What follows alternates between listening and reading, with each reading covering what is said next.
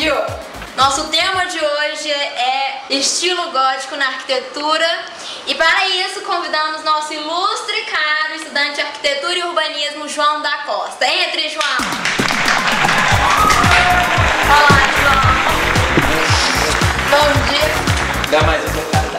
Eu guardo a marcação aqui! Senta aí!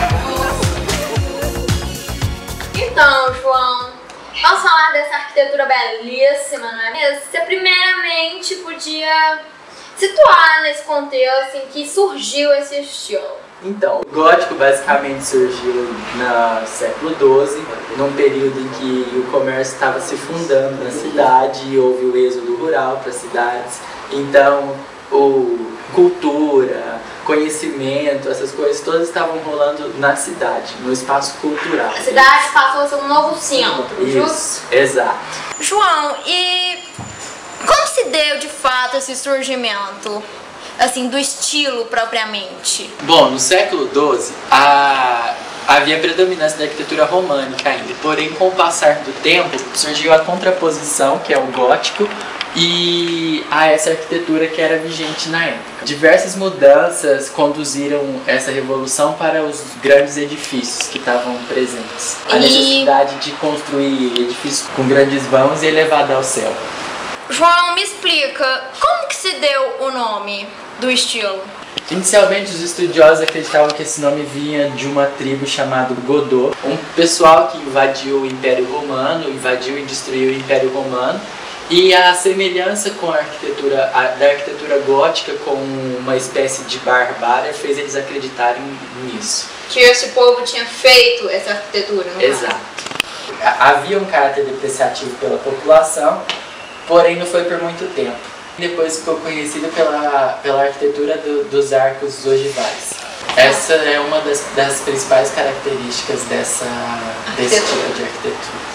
E quais são as outras? Quais são os elementos que caracterizam as obras góticas? Bom, basicamente são 5 elementos. O primeiro dos 5 elementos é a abóbada de nervura, que deixavam visíveis os arcos que formavam a estrutura dessa abóbada, diferente da abóbada de aresta da arquitetura romana. O próximo são os arcos ogivais, que era um elemento que permite a construção das abóbadas. O terceiro elemento são os pilares e suportes de apoio.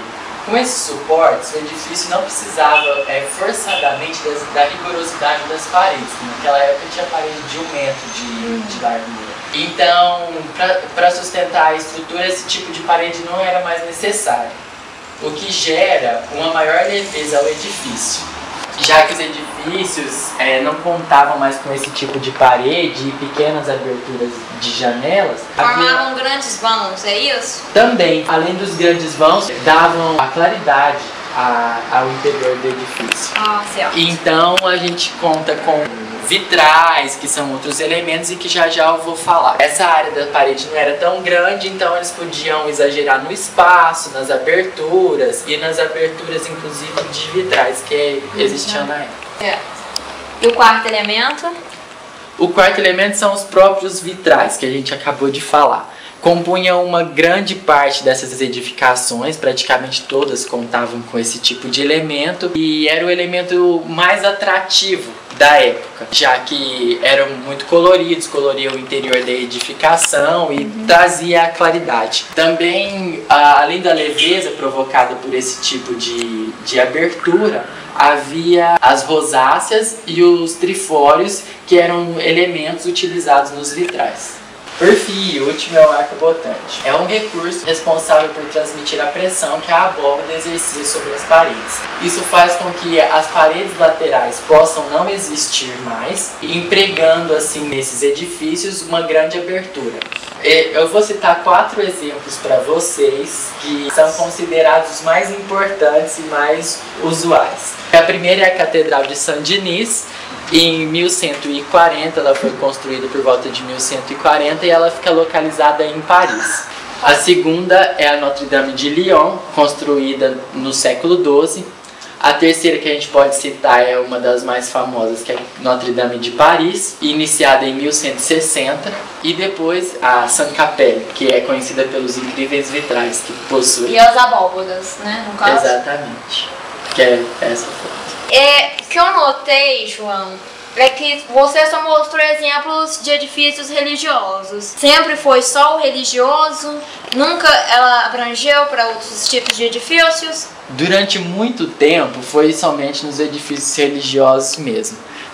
Porque era nesses edifícios religiosos de grandes portes que eles poderiam exagerar no tipo de arquitetura que eles fossem fazer. E esse foi mais um bate-papo com o Galievó. Nossa, era um sonho conversar com você. Mesmo, menino. É uma realização também. Amei seu óculos. Vamos trocar. Beijinhos. Tchau.